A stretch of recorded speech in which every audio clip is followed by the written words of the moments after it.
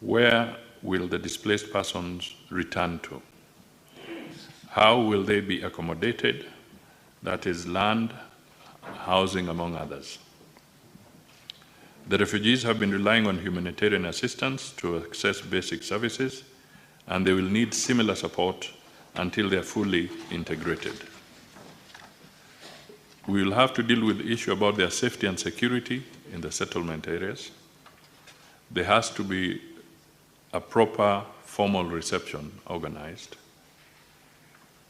We also have to cater for their material safely of the younger generation who are born in Ethiopia. The refugees will require assurance of legal safety, rehabilitation, creation of livelihood opportunities, and in some instances, repossession of property, including ancestral land. We will also have to address intermarriage, births in Ethiopia, and confirmation of documentation for spouses and children. There is also need for mutual recognition of the documentation of issues to the refugees, because we are dealing with the other country as well. Finally, the question of whether the government will compensate the refugees. With regards to compensation, Mr. Speaker, the government only facilitates return and reintegration into the Kenyan society for any Kenyan refugee granted asylum by any country. No compensations are paid by the government for any returning Kenyan. What do we consider as the way forward? One, repatriation of refugees should be undertaken for those who are willing to return, as it must be voluntary, based on an informed choice and consent to return given by the refugees to avoid coercion and prosecution. It should also be done with dignity, and we hope this process can commence as soon as possible. Kenya should also ensure returnees are safe, devoid of discrimination, provided with basic services and access to essential services to avoid being exposed to another cycle of displacement. We must also engage and coordinate with the UNHCR, Kenya government, and Ethiopia government to facilitate the return of the refugees, including on the required legal formalities, particularly documentation. The send-off from Ethiopia and the reception in Kenya should be done simultaneously. We also have to identification of settlement areas for the returning refugees in coordination with local authorities so as to guarantee safety and security in the resettlement areas. The government will also be looking at how to ensure access to basic foods and services such as health, education, non-food items, shelter, and livelihood opportunities. As I conclude, Mr. Speaker, I wish to reiterate that the ministry remains seized of the situation in the region. A lot has been done, however, much more remains to be done. The ministry appreciates the continuous support of the Senate, and further requests that the Senate advocates for more resources to be put at our disposal for comprehensive data acquisition and integration to ensure that we remain seized and fully prepared for the changing dynamics globally. Mr. Speaker, I submit. Honorable Senator Mohammed Chute, you may now proceed to ask your 2 supplementary questions. Thank you, Honorable Speaker.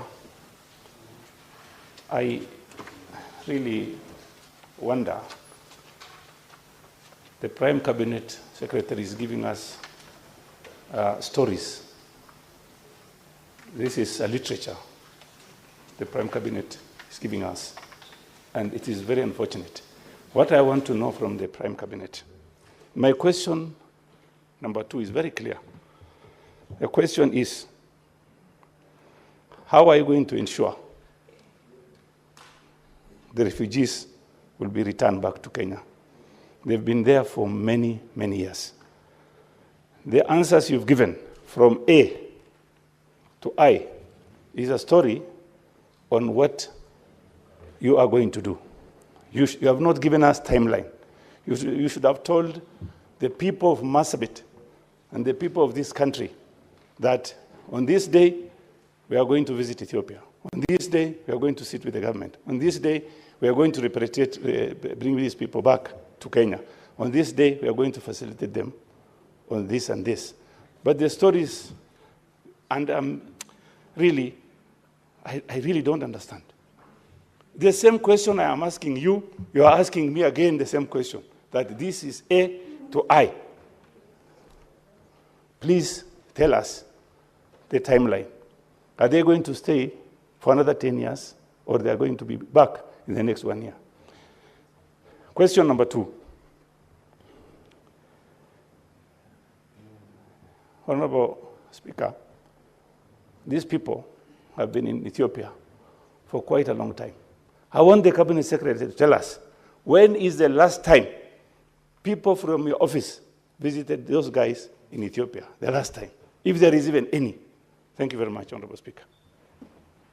Prime Cabinet Secretary, you may now proceed to respond to those 2 supplementary questions.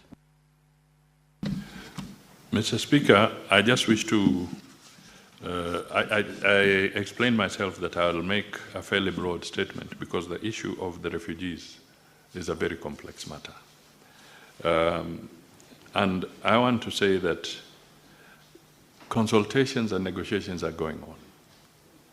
And appreciating that when you're dealing with refugees, it has to be voluntary. There can be no forced repatriation. So these discussions are going on between the government of Kenya and the government of Ethiopia and the UNHCR. And this is the reality of the matter. Mr. Speaker, for whatever it is worth, I just want to point out that we would not want Kenyans to be refugees anywhere. And if we had all the resources and all the planning, it would not necessarily take this long for the refugees to be to be repatriated. But remember, you have to do it voluntarily, because any forced repatriation will be contrary to the international law and matters of humanitarian rights. So we cannot force. We have to be, and that is why there's an elaborate process, which I've put in my statement, about preparing documentation and ensuring that the individuals, the households, voluntarily accede to repatriation. The second one is that our Department of Refugees is in touch and is seized with this matter, Mr. Speaker. So I can only say that we will continue working systematically to be able to do that. The final thing is that in Kenya, as an example, we have a similar situation in a place like Dadaab, and we have a similar situation in Kakuma. Handling challenges also as a spillover from other countries. And therefore, it is a big challenge on matters of refugees. So I just want to request the Honourable Member and the House to appreciate that this is a process, and we have to do it so that we are not in breach of any laws, and to also make sure that the requisite resources are available to facilitate the smooth movement of the Kenyans who are out in Ethiopia. Now, Prime Cabinet Secretary, if I go to the Honorable Senator for Marsabit correctly, you have indicated in your response that there are 4,903 refugees who are willing to return back. So these ones are not coerced. Already they've expressed their willingness to return home. Is there any program that has been put in place, including timelines when the 4,903 will return home, so that we will deal with the others later. But for the 499,300, is there a program including timelines when they will be brought back home? Mr. Speaker, the 4,900 that I've given and disclosed, we have reached this after a very elaborate process that is ongoing of making sure that we are systematic in this process. That's how we've arrived at this figure. So in terms of timelines, Mr. Speaker, that is something that I can seek the indulgence of the House to get further clarification from the Department of Refugees if they can be more specific on the timelines. But I can still maintain that there'll be largely indicative timelines. They may not be those that are firmly cast in stone. They could be indicative. Thank you, Senator Chute. Thank you, Mr. Speaker. I would like to ask... Before you ask your question, Senator Chute, Prime Cabinet Secretary, I'm going to allow about 10 or so senators to ask the supplementary questions. So just note down the questions as they are being asked, then you respond them at a go. Okay. Proceed. Proceed, Senator Chute, proceed. Thank you, Mr. Speaker. I just want to raise an issue with the Cabinet Secretary about very recent media reports that we are integrating refugees from other countries into Kenya through Shirika plan. And there has been a lot of problems with the host communities. So, Mr. Speaker, my question then to the to the Prime Cabinet Secretary is exactly what is his ministry doing to see to it that the resettlement and the integration of the refugees in Kenya then has the blessings of the host community, and that the government does not just wait for UNHCR to do all the planning. Exactly what is the participation of the government in this particular matter, and what has been done in order to have the host community agree or be looped into this particular arrangement. Thank you, Mr. Speaker. Senator Manzo. Mr. Speaker, recently there was a riot by the refugees in Kakuma camp, and within a week, a chartered KQ flight flew quite a number of them to Germany. About 3 weeks ago, could the Cabinet Secretary clarify whether this information is true and whether the international law was followed to release these refugees to Germany while they wanted to be taken to their own countries? Thank you, Mr. Speaker. Senator Abbas. Thank you, Honorable Speaker. And I want to thank the CS for his timely coming before even the Senator. Honorable Speaker, my question is, one is that there are refugees who are willing to return back.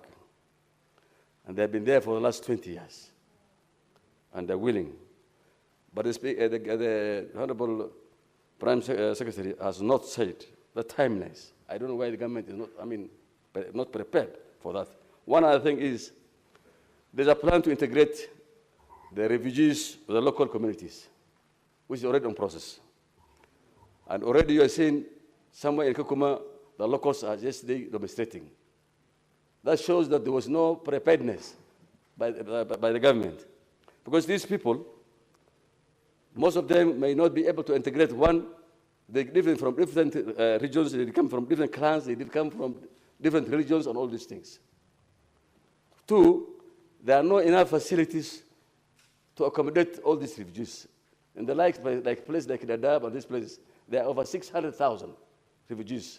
If these same people will be integrated within the locals, the infrastructure which is available is not enough. So how prepared is the government? And what is the input for